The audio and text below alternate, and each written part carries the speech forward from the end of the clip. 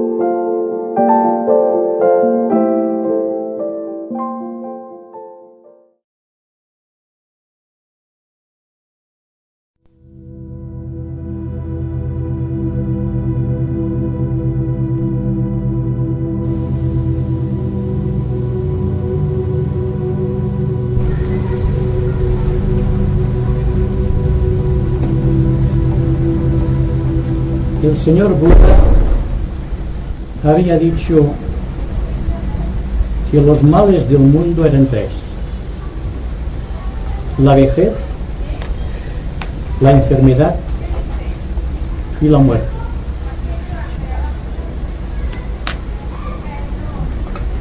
El epílogo de la vida parece ser que es la muerte, pero esotéricamente sabemos que la muerte no existe, que es solamente un fenómeno de la vida. No es el opuesto a la vida, sino que es el complemento del nacimiento. El nacimiento y la muerte se complementan. Durante la conversación del mes de julio tratamos uno de los males del mundo, que es la enfermedad. Llegamos a la conclusión, sin ser por ello dogmáticos, sino expresando una de las tónicas de esta nueva era en la cual progresivamente nos vamos introduciendo, de que las enfermedades no son algo como corrientemente se cree, sino que es alguien. ¿Se dan cuenta ustedes de la tremenda diferencia que existe entre considerar la enfermedad como algo a considerarlo como una entidad psicológica creada psíquicamente por nuestros pensamientos y por nuestras emociones?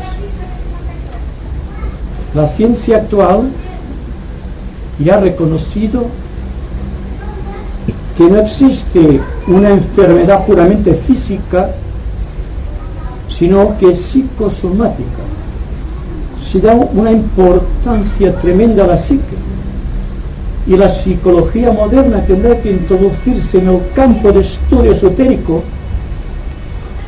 si quiere estar a tono con las exigencias de esta nueva era, la cual se iniciará considerando la enfermedad como una creación mental del hombre, dotado de una personalidad psíquica y reaccionando en todos los planos del ser, y que un complejo, una tensión, será considerada siempre como resultado de un mal enfoque mental o de una desvirtualización del aspecto emocional. La sensibilidad en el hombre moderno choca evidentemente contra la técnica que impera en nuestros días, y esta sensibilidad, refugiándose en los mundos psíquicos, crea también enfermedades. Son las enfermedades nerviosas propias de los discípulos de esta nueva era. ¿Y quién no se siente asaeteado por esta fuerza psíquica ambiental? Esta fuerza con la cual aparentemente, como en el caso del cáncer, no se puede luchar. Cuando la medicina y la psicología, trabajando conjuntamente tal como ha de ser, penetran en el campo astral, conscientemente, y pueden localizar allí esta gigantesca estructura, esta entidad psicológica o psíquica que llamamos el cáncer, se habrá cumplimentado una de las principales exigencias de nuestra era, esta nueva era de Acuario, en la cual progresivamente vamos introduciendo. Esto es, en síntesis, lo que dijimos en el mes de julio.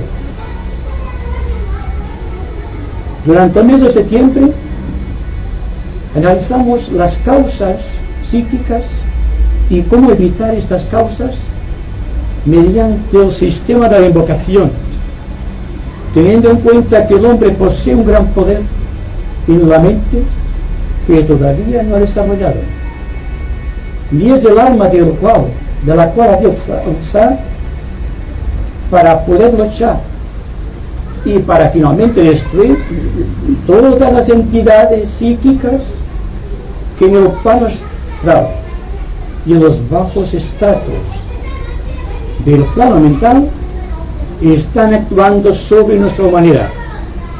A partir de aquí se le ofrece al hombre moderno la posibilidad de luchar cara a cara y frente a frente desde sus más remotas raíces, desde sus fundamentos, la causa de las enfermedades físicas y los desequilibrios psíquicos, para llegar a penetrar progresivamente en el mundo mental de los significados y desde allí barrer todos los gérmenes mentales que causan perturbación ambiental y son los elementos del malestar social en todos sus niveles. El tema que vamos a tratar hoy, bajo el título genérico de la ley de restitución, tiene que ver con uno de los segundos, o un segundo de los males que el señor Buda había descubierto en su más tierna infancia. Entonces vamos a referirnos hoy a un tema siempre interesante,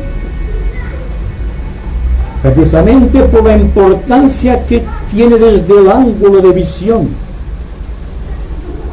de la raza entera, como es el fenómeno de la muerte. La muerte, técnicamente hablando, no es ausencia de vida, sino que la conciencia se refugia en otros niveles de su constitución interna. Deja de ser en el plano físico y pasa a ser completamente, con plena libertad de movimiento, en otro nivel de conciencia, en el mundo astral. Si ustedes analizan este gráfico que tenemos aquí a mi mano derecha, verán que existe un mundo espiritual y existe un mundo material. Cuando esotéricamente hablamos de un mundo material, nos referimos a los niveles mentales, astrales y físicos. Es decir, que el conjunto de la mente, de las emociones y el cuerpo constituye el mundo material, el campo de experiencia del yo, el campo donde actúan simbólicamente hablando los señores del karma. Y ustedes preguntarán quiénes son los señores del karma. Son los grandes señores del equilibrio cósmico que ajustan la ley cuando la ley ha sido alterada. No premian ni castigan. Está fuera de dudas que no existe pasión en los señores del karma, pero enseñan al hombre a ser responsable de sus actos. El que siembra vientos, recoge tempestades, y aquel que a hierro mata, a hierro muere. Eso lo dijo Cristo hace 2000 años, pero anteriormente los grandes filósofos griegos y anteriormente los grandes sabios del antiguo Egipto y de la eminentísima Grecia ya lo habían dicho. El hombre es el promotor de todas sus acciones. Él crea el campo de sus situaciones, el campo llamado Kurseta, que es el campo donde precisamente se gesta la potencia, la vivencia espiritual para una futura vida, si es que ustedes aceptan nuevamente que pueda existir otra vida más allá de la presente, con sus dificultades sociales, con sus temores, sus conflictos, etcétera, etcétera. Cuando los señores del karma se manifiestan, se crea lo que podemos llamar la cruz kármica de la vida. La cruz kármica tiene 4 sectores. En el lado del nacimiento y progresando del yo, haciendo esta forma de 8 simbólica desde el punto de vista de la numerología, de la cábala, de los caldeos, es que del punto más alto del espíritu sale una línea de luz que se introduce en la materia mediante el fenómeno del nacimiento. Este es el punto de paso de las energías que a través del nacimiento dan un arco que depende del tiempo que el ser humano está encarnado en la tierra. Dan una progresión proporcional a este diámetro o este radio y finalmente llega el fenómeno de la muerte. ¿Se dan cuenta que el nacimiento y la muerte es esencialmente la misma cosa? En este fenómeno de restitución, el alma deja a la naturaleza todo cuanto la naturaleza le ha conferido. ¿Qué es lo que nos ha conferido la naturaleza? Un cuerpo físico, un vehículo astral o emocional y una mente capaz de coordinar. Son los 3 elementos de que el yo, que está encerrado en la cárcel de la materia, aprende a distinguir del ambiente y a experimentar con el ambiente hasta finalmente será su carrera y volver al mundo espiritual. Bien, el aspecto que va del nacimiento a la edad madura, por estos 2 factores, que es la infancia y la juventud, aquí empieza la edad madura, está regida por la ley de acumulación, por la ley de absorción. El yo se apropia, por así decirlo, mediante la intervención espiritual y los señores del karma, de la materia que debe constituir sus vehículos de expresión en el tiempo. Así, conforme va avanzando, se va densificando. El yo se va encubriendo y cuando llega abajo, cuando llega ya a la espiral, al punto donde empieza la espiral a ascender hacia arriba, está, por así decirlo, en el punto máximo de acumulación. Y según se nos dice, aquí empieza ya el hombre a perder parte de sus poderes, parte de sus sentidos, parte de su inteligencia. ¿Por qué? Porque está restituyendo. El fenómeno del nacimiento se inicia con la ley de absorción. El fenómeno de la muerte está regida por la ley de la restitución. Primero absorbemos de la naturaleza, después restituimos. Así que es bonito ver que vas envejeciendo desde el ángulo de vista esotérico, porque te das cuenta que tu visión va terminando, pero sin perder el éxtasis de vivir. Lo malo que puede ocurrir a un ser humano es que tenga miedo a la muerte. Hemos muerto tantas veces y hemos nacido tantas veces, y aún nos queda el sueño cuando vamos a dormir. Dejamos el cuerpo. Es una muerte solamente. La diferencia que existe es que el Sutratva, el hilo que conecta el yo espiritual con el mundo de los sentidos y de las sensaciones, ha prácticamente desaparecido porque ha sido cortado por los señores del karma. Vean ustedes pues que la cruz, que es el símbolo del cristianismo, no es solamente cristiano porque es la cruz cardinal, que es la cruz fija en los cielos de la astrología, y esta cruz la veremos en todas partes, pero en el caso nuestro, en el caso de los señores del karma, cada uno de los señores del karma rige un sector. Un señor del karma rige de la infancia a la juventud, otro señor del karma rige de la juventud a la edad madura, o la más alta configuración ya de absorción. Progresando en la edad madura ya se va restituyendo la vida, y el señor del karma final prepara al hombre para la muerte. Y existe aquello que técnicamente decimos los señores del destino. ¿Qué hay que entender por señores del destino? Hemos pasado mucho tiempo hablando de los ángeles. Los ángeles, como ustedes saben, son energías individualizadas. Si pueden ustedes asignarle a cada uno de los señores del karma una hueste infinita de ángeles menores que cuiden el menester, que cuiden el proceso de la absorción, que cuidan del proceso de la restitución, y están presentes en el nacimiento y están presentes en la muerte, tendremos una idea muy acabada de lo que es el fenómeno de la muerte y lo que es el fenómeno del nacimiento. Es decir, que la vida espiritual se manifiesta bajo dos fenómenos conocidos: el nacimiento y la muerte. Aparentemente el hombre no interviene en el proceso. Es un proceso mecánico porque el hombre no tiene todavía una idea clara de su situación espiritual. Se siente lanzado a la vorágine de la vida y da vueltas constantemente en esta rueda de muerte y nacimiento que, como ustedes saben, esotéricamente es la rueda de Samsara, es decir, aquello que hace que el hombre encarne hasta que se da cuenta que no tiene que encarnar más. Se va desgastando en el tiempo, esto cada vez es menor, y llega un momento en que desaparece.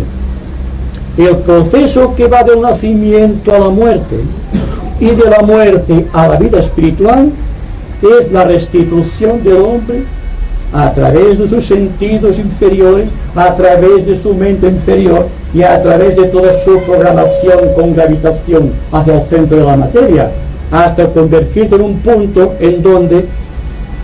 que analizaremos próximamente, que es el Devachan. El Devachan es la llegada a un punto en donde el hombre, la mujer, el ser humano, descansan del tormento de vivir. Es un tormento vivir, ¿verdad? Porque no hemos apreciado todavía bien aquello que realmente precisamos para vivir honestamente, para vivir en paz, para vivir en armonía. Bien, existe algo muy interesante a considerar desde el ángulo de vista del hombre moderno, del hombre que ha inventado las computadoras electrónicas, la televisión en color, o los grandes reactores y los cohetes espaciales. Hay una ciencia estilizada, una ciencia médica, incluso psicológica, que prepara los acontecimientos de la vida para el acto de nacimiento. La ciencia entera se vuelca aquí, en este punto, para traer a la vida un nuevo ser. Pero ¿qué pasa cuando un ser se va? ¿Qué sabemos de la muerte para poder preparar a un ser humano? ¿Sabemos realmente lo que el ser humano necesita en el momento de la muerte? ¿Cuál es el cuidado que hay que prodigarle? ¿Qué es lo que hay que decirle? ¿Cómo hay que ilustrarle? ¿Se dan cuenta? Tenemos una ciencia para nacer, pero carecemos de ciencia para morir. Y ahí está uno de los baches más grandes de la historia planetaria, y lo que perpetúa el temor a la muerte. Porque la persona, cuando piensa en la muerte, piensa automáticamente en la aniquilación. Siglos y siglos de enseñanza tradicional religiosa han dejado la mente humana en un sentido, digamos, estratificado, petrificado, solamente basado en el temor de lo que será, porque todo el mundo tiene algo que guardar, porque nadie de nosotros es perfecto y siempre en el momento de morir teme lo que le va a pasar. El miedo incapacita la acción, y creo que fue Krishnamurti que en cierta ocasión decía que el temor a la muerte viene engendrado por la falta de amor a la vida. ¿Se dan cuenta? Si amásemos la vida, no temeríamos la muerte, porque la muerte forma parte del proceso de la vida.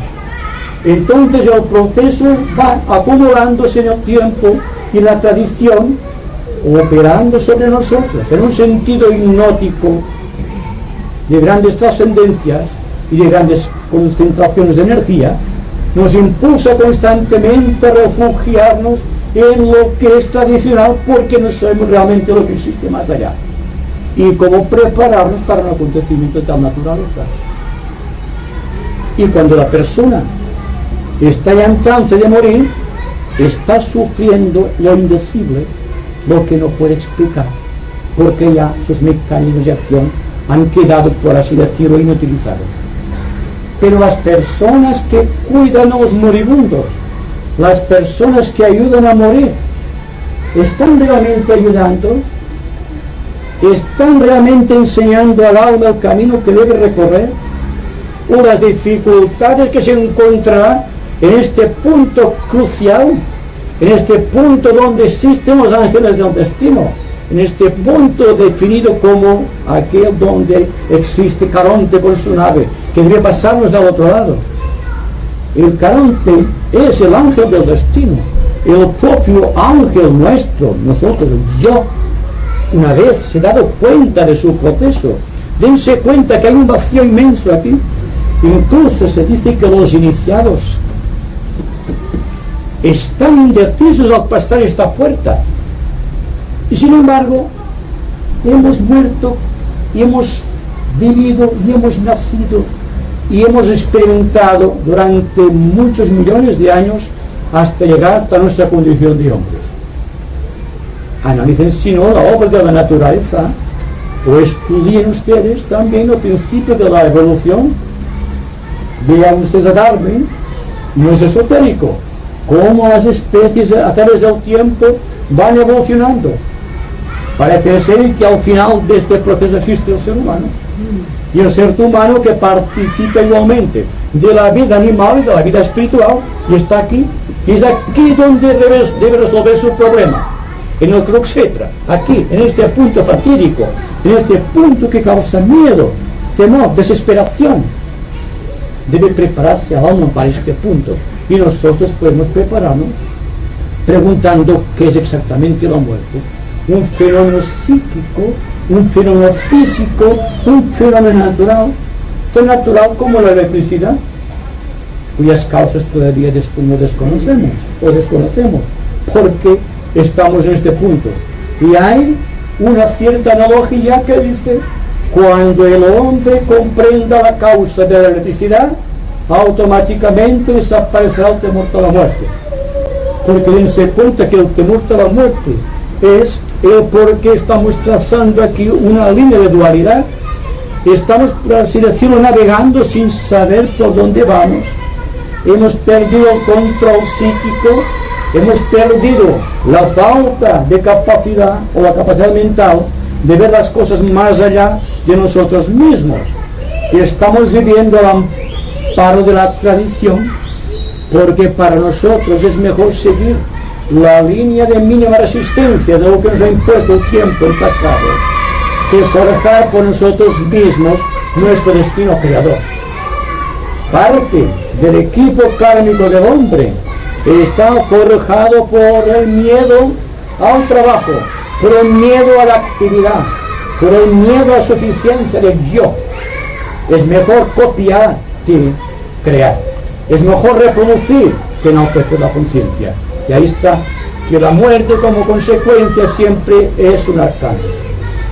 Y todos somos esotéricos, o nos decimos esotéricos, y cuando se acerca el momento de la muerte empiezan los temblores igual, que cualquier persona que no tenga ningún conocimiento esotérico. Cualquier persona, a veces nos da el ejemplo de serenidad ante la muerte, que el esotérico muchas veces carece de ella. ¿Se dan cuenta de ello? Bien, entonces aquí hay otro punto. Karma, bueno, karma es una palabra técnica en el mundo del yoga, ¿verdad? Hay un karma yoga. Karma siempre indica el destino del hombre, el destino que el hombre se ha forjado a través del tiempo. Ningún pensamiento, ninguna emoción, ninguna palabra, ningún gesto deja de tener karma.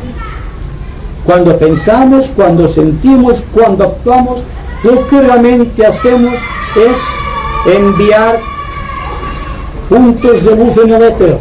Estamos llevando al éter ondas eléctricas que se manifiestan en el éter como colores, como sonidos, como formas geométricas. Y esto es el ambiente social que nos rodea. Si pudiéramos tener en un momento dado la vista y el oído del iniciado, veríamos que aquí hay más que somos nosotros, que todo está lleno de vida. Y esta vida, el descubrimiento de todas estas fuerzas, de esas energías que no vemos, pero sin embargo presentimos, nos dan la unción y nos preparan para el fenómeno de la muerte. Cuando descubramos la cuarta dimensión, que está inmersa entre nosotros, tendremos la oportunidad de poder vivir más adecuadamente, en un sentido más justo, más humano. Cuando hablamos del fenómeno del nacimiento, porque hoy trato de explicar científicamente el fenómeno del nacimiento y el fenómeno de la muerte, habrá que tener en cuenta algo muy especial. Bueno, la mona no puede llegar, está más arriba, no quedaba espacio, me ha dicho el amigo, y entonces ya hemos dicho así. Pero el yo y el cuerpo causal, en el cuerpo causal tenemos la representación genuina de la totalidad de todas nuestras existencias. Todo cuanto fuimos y todo cuanto seremos está en el cuerpo causal. Está dentro de los pequeños elementos atómicos llamados esotéricamente átomos permanentes. Existen para nuestra evolución humana, tal como está en la actualidad, 3 átomos permanentes. El átomo permanente físico alojado en el corazón, que da la vitalidad al cuerpo y la vitalidad a todo el organismo. Hay el átomo permanente emocional, que ha permitido estructurar nuestras emociones, nuestros deseos, nuestros sentimientos más elevados. Y existe un átomo permanente mental, cuya capacidad, absorbiendo del plano mental las características necesarias a su estado de evolución, ha creado nuestra mente organizada tal como lo conocemos en la actualidad. Bien, el proceso que llamamos de absorción, cada átomo permanente vibra y absorbe del ambiente circundante la cantidad y la calidad de elementos químicos orgánicos en cada plano para constituir su estructura. Cuando llega el momento de la restitución, como un gran pescador, el alma va recogiendo los hilos con los átomos permanentes, va separando de la actividad, y cuando el último de los átomos permanentes llega aquí, se produce automáticamente el fenómeno de la muerte. Pero no solamente la muerte física, existe la segunda muerte, que es la muerte del cuerpo astral, y existe una tercera muerte, que es la muerte del cuerpo mental, para que finalmente toda la capacidad de conciencia del yo se refugie en el Devacana, y de aquí no pasamos. En el Devacana existe el cumplimiento de todo aquello que hemos deseado en nuestra vida, nuestras ilusiones más elevadas, nuestros deseos más queridos, todo cuanto quisimos y no pudimos realizar, todo cuanto pudiendo realizar bien lo hicimos mal o imperfectamente, ha quedado dentro de nuestro cuerpo psíquico, creando los complejos. Y hasta que la ciencia psicológica de nuestros días no comprenda la causa de los complejos, buscando su analogía con la capacidad que tienen los átomos permanentes de expresar el pasado de nuestro yo, no se llegará a cumplir el destino de la psicología.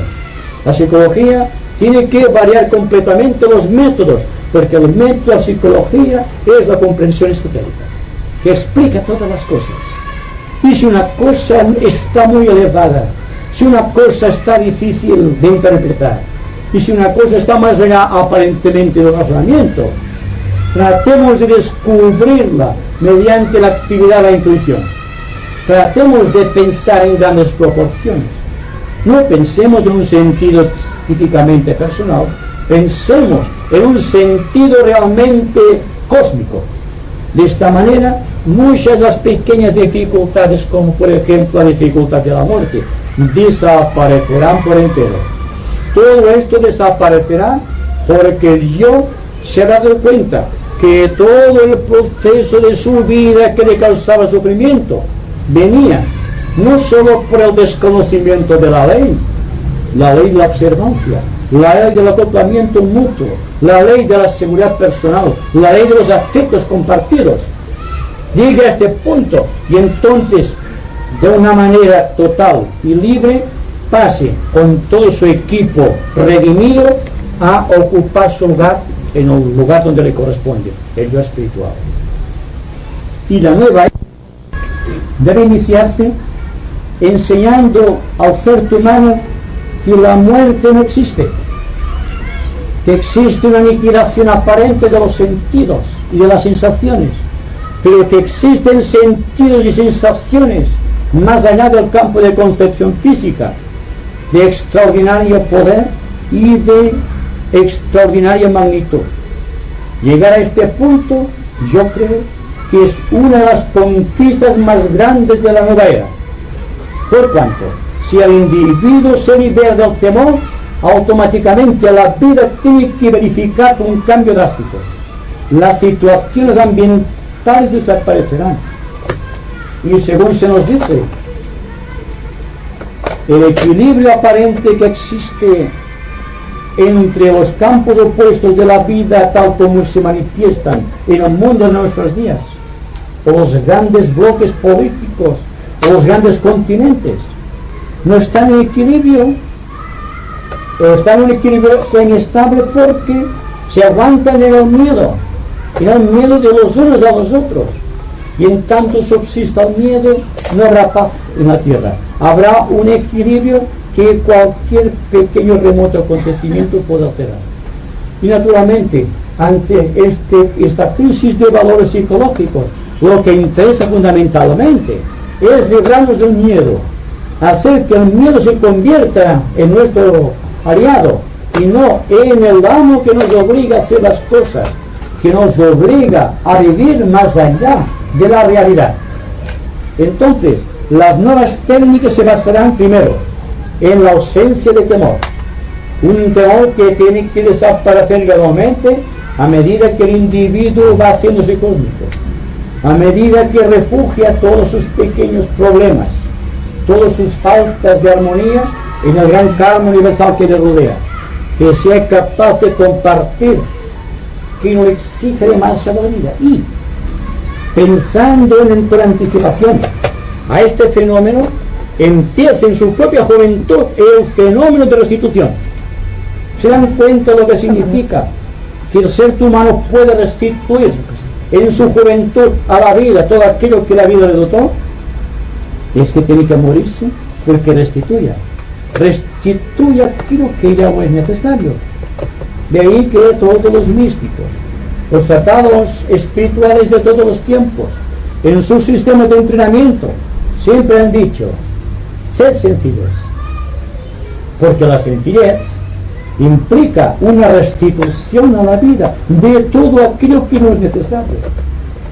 Naturalmente que no podemos prescindir del cuerpo, que no podemos prescindir de las emociones, que no podemos prescindir de la mente, pero sí que podemos prescindir de todo aquello que es un atentado a la vida, que por tanto propicia la muerte, que es todo cuanto dentro de la mente oscurece la razón, de todo cuanto dentro del sentimiento oscurece los sentidos, las sensaciones y los deseos, y todo cuanto en el cuerpo físico es motivo de enfermedad. Es decir, que restituimos aquello que no necesitamos. Entonces se dice que los iniciados se preparan de jóvenes para cuando llegue el momento de la muerte tenga una conciencia establecida ya en el mundo espiritual. Así que en parte, cuando estamos discutiendo temas extraordinariamente esotéricos como el de la muerte, estamos preparando la mente de la raza, la mente del hombre moderno, para que de una manera natural, sin esfuerzos, vaya restituyendo a la vida aquello que no le hace falta, aquello que le sobra.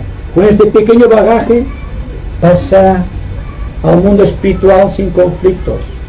Dense cuenta que no se trata de tener conocimientos esotéricos, se trata de vivir una vida esotérica, se trata de vivir simplemente, con sencillez, porque es muy difícil que penetre, como decía Cristo, un rico en el reino de los cielos.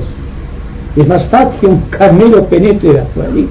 Y esto es una exageración desde el punto de vista de los sentidos, pero significa que cuando más cargado va a ser, más dificultades tendrá a atravesar este punto fatídico de la muerte.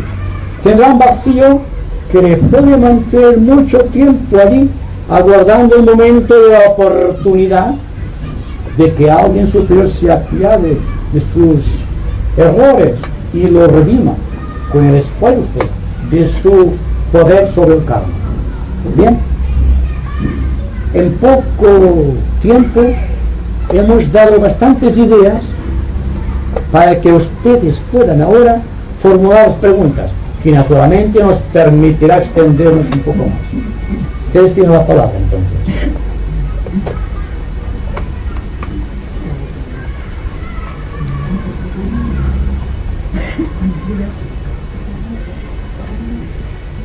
Bueno, entonces, por todo lo que se ha hablado, tenemos que entender que mientras estamos en esta vida material, cuando más normal es la persona, más capaz es de llegar a este punto y poderlo pasar bien. Porque si tener conocimientos esotéricos, entonces llegas a este punto y lo que tienes es miedo, inseguridad, tampoco sirven. O sea, lo que sirve de verdad es la naturalidad y vivir la vida pues lo más humanamente posible, porque estamos aquí en la humanidad, y después es poseer sentido. Sí. Es decir, a ver, cuando hablamos de un ser normal, me pregunto, ¿qué es un ser normal? bueno, es que un ser normal, sí, es que normal, que yo quiero decir ser normal, es, o sea, la palabra que se podría ajustar. Persona corriente. Sí, y luego corriente, normal, pues sobre todo no tener vanidad y muchas cosas de estas. Sí. Uno de los problemas que enfrenta el discípulo, o la persona, el investigador espiritual, es que cuando tiene un poco de conocimiento, se envanece. Entonces, sin darse cuenta, queda detenido en algún lugar de este misterio. Se llama el orgullo espiritual. Sí. Y el discípulo, que por sus conocimientos esotéricos e incluso por su vida esotérica tendría que pasar raramente porque posee el conocimiento astral, e incluso tiene el poder de trasladarse conscientemente al plano astral. Al obtener el orgullo espiritual, aquí se encuentra detenido también, y tendrá que ser un maestro quien tenga que reunirlo hasta que ha perdido su bagaje y su mente quede clarificada que el concepto de orgullo que tenía se impone de ciertas razones de tipo, digamos, psicológico. Y el orgullo, ¿quién no tiene orgullo en alguna fase de su vida o en algún momento de su razón? ¿Verdad? Todos tenemos algo de orgullo. Bien, falta de simplicidad, el orgullo también empieza. Es un poder gravitatorio que nos obliga a descender siempre al mundo material. En cambio, la esperanza, no la esperanza en que voy a hacer esto o lo otro, sino la esperanza en la vida eterna, a la cual se refieren indistintamente los místicos de todas las religiones, es que puedes pasar este punto aquí de una manera natural. Existen, como ustedes saben, los fenómenos de la levitación. La persona que levita, hablando en un sentido muy, digamos, muy psicológico y científico, es cuando ha perdido parte de su contenido kármico. Y la levitación superior es la ascensión, que todos conocemos a través de las explicaciones de las iglesias cristianas. En todo caso, indica siempre liberación del karma por pérdida de peso gravitatorio. Los pensamientos pesan, aunque no nos demos cuenta. Las emociones y los deseos también pesan. Y naturalmente el cuerpo físico también pesa. Pero no se trata del cuerpo físico. El cuerpo físico es tal como Dios nos lo ha creado. Pero lo que incide en el cuerpo físico es lo que realmente hace que graviten sobre el cuerpo los estigmas de los señores del karma. Si podemos educir una mente serena, los pensamientos controlados, una emoción estabilizada y un cuerpo físico sano, automáticamente se produce el fenómeno de la integración. Y cuando hay integración significa que existe una niñez, una infancia, una juventud, una edad madura y una vejez integrada, complementada. Hay personas que están aquí, son niños todavía, y aquí hay personas que son todavía niños, hoy son hombres aquí. Son fenómenos que ustedes tienen que ir reconociendo progresivamente. Y la astrología tiene que tener en cuenta a los señores del karma, que actúan dentro del espacio cósmico. Por lo tanto, si ustedes analizan esto, es el dibujo de un horóscopo, cualquiera. Solamente falta poner cualidades aquí, y más rayos. Pero siempre la cruz está en el centro. 3 cruces kármicas hacen el horóscopo de un ser humano. Y a partir de aquí, la astrología tiene un campo de acción inmenso, y en el campo de la astrología general, astrología esotérica, y en el campo de la psicología y en el campo de la medicina. No, ya viene a ser lo mismo que se ha dicho. O sea que para llegar a una muerte, o sea, al punto que tú has dicho, el cumplir, o sea, el ser en el cumplimiento de la ley, ya establece en sí una normalidad, podríamos decir, para llegar al paso, sea ser etérico no lo sea, pero el ser que comprende el cumplimiento de la ley. Y entonces también tú ya lo has dicho, me parece a mí que el hombre, al ya comprender que en la nueva era es mejor no hacer creaciones o lubricaciones mentales, esto también lo has dicho, pero es la pregunta que yo tenía que hacer, pues también se libera de este peso, que se ve que en la nueva era, o sea, en estas condiciones es necesario ya no engrosar nuestro peso. Eso es lo que yo quería decir, que para poder pasar esto. Si la persona fuese sencilla, no habría problemas psicológicos. Seguramente no habría enfermedades orgánicas tampoco. Tampoco habría enfermedades de tipo mental. Porque lo que realmente crea las enfermedades del cuerpo físico, la falta de estabilidad emocional y la falta de certeza mental, viene regulado siempre por el peso en cada vehículo, un peso específico. Analicemos el asunto de un punto de vista científico, la gravedad, por ejemplo, porque la gravedad es lo que crea el karma. Dense cuenta que cuando el ser humano se va envolviendo en materia, está creando peso por la ley de absorción, y la ley de absorción está relacionada con la fuerza centrípeta de la naturaleza, la ley de la gravedad, ¿verdad? En tanto que, lo que decíamos antes, que los fenómenos de la restitución, o en la ley de restitución, el hombre va perdiendo peso, va dejando libre.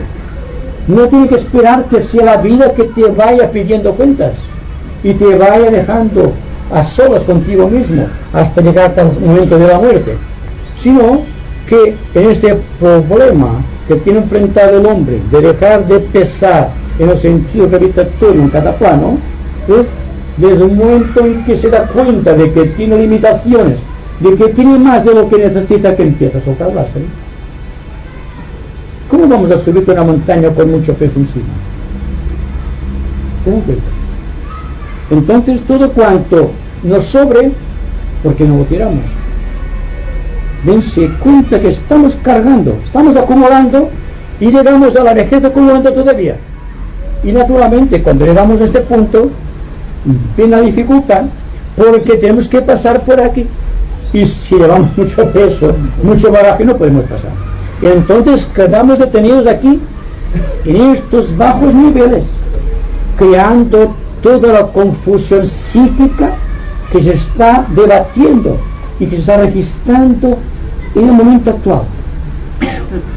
Cuánta fuerza psíquica ambiental, cuántas modificaciones negativas del ambiente vienen por la participación activa de todos aquellos que con sus sacos llenos están ahí. Y dense cuenta que un ser humano no es una piedra, es un ente psicológico capacitado para emitir vibraciones. ¿Y qué creen ustedes que pasa con las vibraciones? No se queden ahí, están volviendo a su lugar de procedencia. Así, el karma de la humanidad, un ambiente social planetario, es siempre el resultado de la actuación psicológica del hombre. Y la capacidad que tiene el individuo de dejar lastre a medida que va avanzando hacia este momento, viene la paz del ánimo. Cuando hablamos de paz, ¿a qué nos referimos exactamente?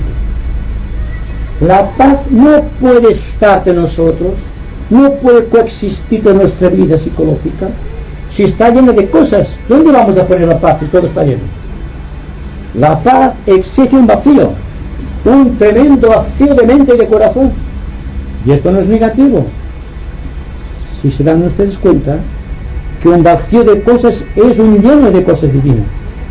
Si llega un momento en la vida en que el hombre se da cuenta que tiene paz, se siente en paz. No es que la pregone la paz, es un efecto en su naturaleza y está irradiando. Pues bien, se dan cuenta que cualquier persona en este sentido de evolución, cuando está restituyendo a la vida con tiempo, con interioridad, se está preparando para la muerte final, muriendo cada paso en su vida, dejando de pertenecer a las cosas y dejando que las cosas le dejen paz. Entonces, en vez de crear focos de energía negativa, está creando focos de energía positiva. Y entonces son aquello que Cristo definió como la sal de la tierra, aquellos que endulzan el ambiente o le dan sabor al ambiente. Y esto naturalmente será uno de los atributos personales del individuo que viva la nueva era. Pero ¿por qué hay que esperar la nueva era? Estamos ya en la nueva era si queremos. ¿Por qué vamos a esperar que sea un astro que nos diga ahora es la nueva era? Vemos, hay que actuar de esta manera. Una era siempre viene condicionada por lo que es el hombre, por grandes que sean las energías que proceden de Acuario. Si el hombre es en sus esencias y no haga nada por remediar este caso, Acuario pasa inadvertido. Al contrario, con el peligro de aumentar, de centuplicar sus defectos. Ahí está uno de los problemas que tiene que enfrentar el investigador esotérico para hablar de discípulos, que somos todos nosotros. Yo quería preguntar desde en qué se nota o cómo se puede considerar que un discípulo es que una persona es un discípulo aceptado. ¿Qué se puede notar? Sí, yo diría que estamos muy atentos. Porque se dice que pasa un maestro por tu lado y no lo reconoces. Y a veces el discípulo aceptado, el iniciado, está trabajando en la oficina contigo o en un taller. ¿Qué? Es que vendrá un hombre con una estrella en la frente que todo el mundo diga soy un iniciado, adoradme, como hacen algunos, que ustedes lo saben. Pero él lo sabe, el que lo es lo sabe. Naturalmente debe saberlo. Pero puede ser que en algunos casos no lo sepa, porque es un caso de registro del cerebro. Supongan ustedes que tengamos una conciencia astral, pero que no tengamos el complemento, la célula que identifica este cuerpo astral con el cuerpo físico, a través de aquella célula. El instrumento del cerebro es maravilloso, pero está todavía en formación. está todavía en el proceso de absorción. Cuando el cerebro del ser humano llega a cero, no en el sentido de actividad, sino en el sentido de resistencia a la vida, entonces vendrá un nuevo orden de cosas. Y entonces, como todos hemos iniciado, nos reconoceremos. ¿Por qué? Por los frutos son reconocidos. Ahí está la respuesta. Es por los frutos que se reconoce al iniciado, o al discípulo, o el maestro en una escala mucho mayor.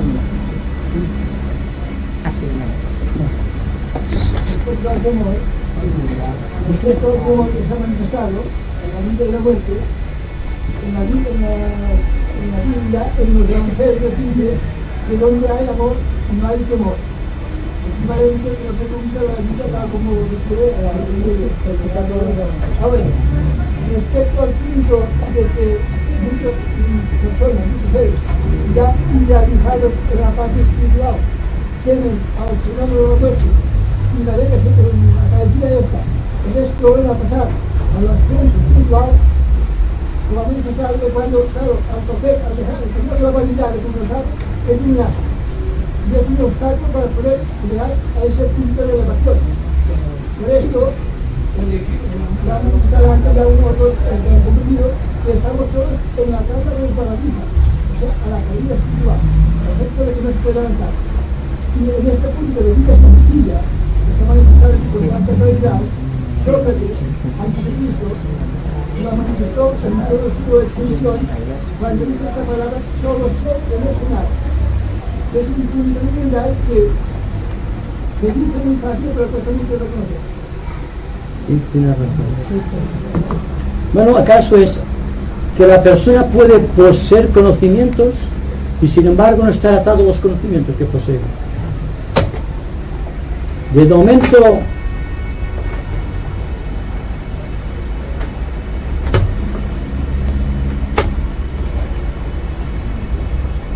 momento en que la persona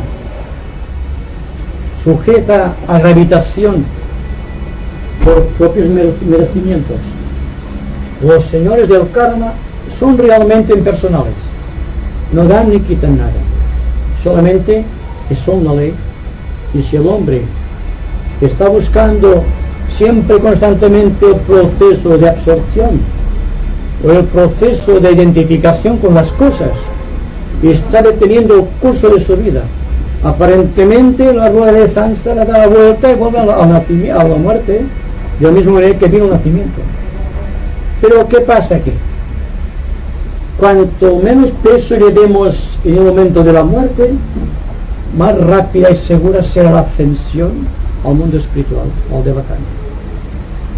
Cuanto más peso, y el conocimiento esotérico puede ser un peso, si nos apegamos al mismo, se convierte también en un motivo de fustigación del yo, pero no en el sentido de avanzar, sino de retroceder, impulsa hacia abajo. Y naturalmente, al impulso hacia abajo, con esta muerte inmensa de la espiral de la evolución, no hace otra cosa que comprimirte el yo, mantenerlo siempre el centro de un conflicto.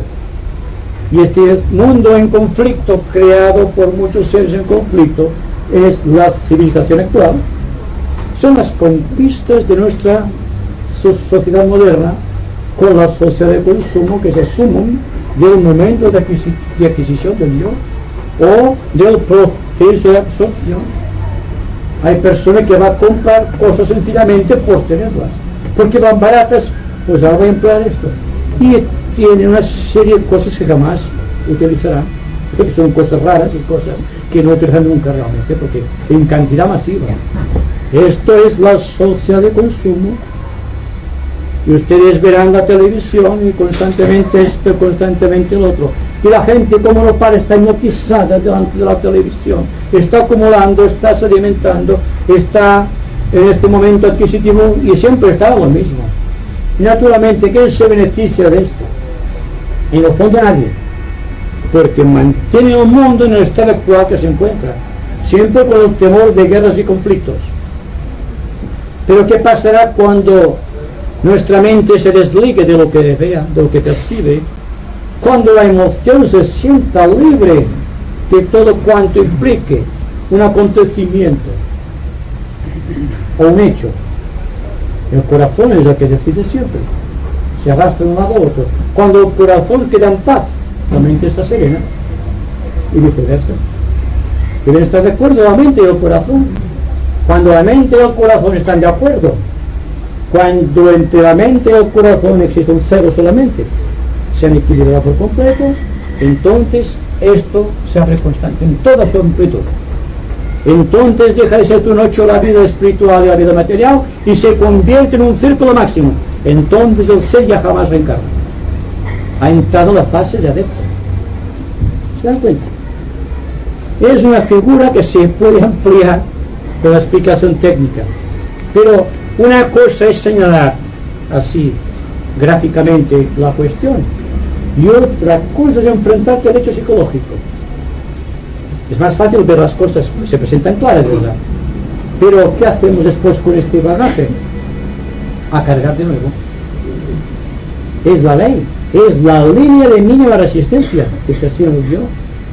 Al yo es más fácil adquirir que dejar. Y esto en todos los niveles sociales de la vida, en todos los espacios familiares, en el mundo profesional y finalmente en el ambiente social que nos rodea. Siempre en el fondo de la cuestión verán intereses. Y estos intereses son el peso específico de la evolución, lo que mantiene en incesante movimiento la rueda de samsara, la rueda de muertes y nacimientos. ¿Y cuándo terminará esto? ¿Quién tiene la palabra? El ser humano. El ser humano que comprende íntegramente la cuestión, no simplemente que intelectualmente se dé cuenta de que es verdad y diga, sí es verdad, esto está reconocido, y vaya cantando esto a otra persona, y así. Pero ¿quién será el que se decide dejar cosas?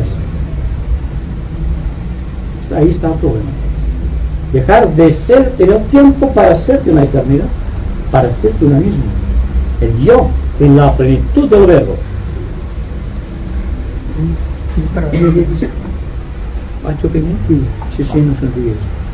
No, oye, yo pensaba que mientras decías esta fuerza centrípeta que hace que en la niñez y en la juventud, vamos por la juventud, para hablando de la nueva era, esto de adquirir las cosas para ir dejándolas, habrá una técnica para que cuando se tienen sirvan para algo creador.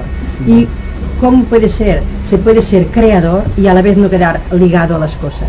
Entonces esta técnica será la de la nueva era y creo que la juventud de ahora es de la nueva era ya.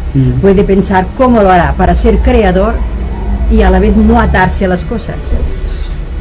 Si decimos a un individuo, tienes que hacer esto para librarte de otra cosa, estás llegando otra vez. Porque antes nos hemos detenido a hablar del problema de la adquisición. Pero cuando el individuo adquiere una técnica, tiene otra cosa más. Así pasa con el yoga. ¿Qué pasa con el yoga? Ahora el yoga es un interés, simplemente. Son muchas técnicas, deje esto, deje lo otro, pero los que están al frente de las constituciones y organizaciones no piensan en dejar nada, piensan en tener muchas cosas. Vean ustedes la red de movimiento, siempre hay una fuerza económica que mantiene todo aquello. Bien, dense cuenta, si ahora espera, pues bien, voy a explicarles a ustedes la técnica para dejarlo todo. Y usted naturalmente dirán, sí, la técnica, pero no quiero dejarlo. ¿Qué? No, yo hablaba del aspecto creador, no de la técnica. Pero es que en tanto exista en la mente algo que nos atrae la atención, no puede haber una superación del yo. Entonces, ¿qué pasa? Cuando el individuo está plenamente atento observando todo cuanto ocurre, es decir, que sale del ruedo de su yo, sale de aquí, deja de estar contrañido a una situación ambiental de la clase que sea. Si está la persona muy atenta al proceso, automáticamente se está liberando. Pero no estamos atentos, ahí está el problema. Yo les diría como técnica, estén atentos. No es ninguna técnica, es una ley natural, hay que estar atentos. Sino porque nos han dotado de mente. El problema está que utilicemos la mente en forma creadora. Y como es creadora la mente, cuando está observando íntegramente todo cuanto ocurre, cuando no queda ningún resquicio para acumular, que todo es dejación. Y cuando hay dejación, cuando el yo está en la plenitud de la observación, existe un vacío, existe una paz. Porque en la fruición de la actividad creadora, el yo se ha perdido, se ha difuminado, el temor a la muerte ha desaparecido. Existe solamente amor a la vida en aquellos momentos. Solamente existe. Así, les hablaba antes del vacío creador, que es la forma más potente, más dinámica de enfrentar la vida. Estar vacíos constantemente indica que estamos plenamente atentos en todos momentos y en todas situaciones. Porque cuando la mente está comprometida en algo realmente interesante, no puede escapar de aquello tan interesante. Su yo está en aquello, está perdido, está difuminado, está vacío. Y entonces es cuando viene la fuerza de la naturaleza, la fuerza del espíritu, y va llenando aquellos espacios que vamos dejando vacíos. Y esto es la mente creadora. Cuando la mente deje de actuar en forma sincrónica con el ambiente, cuando se sintoniza con la fuerza del espíritu, existe un paso del momento.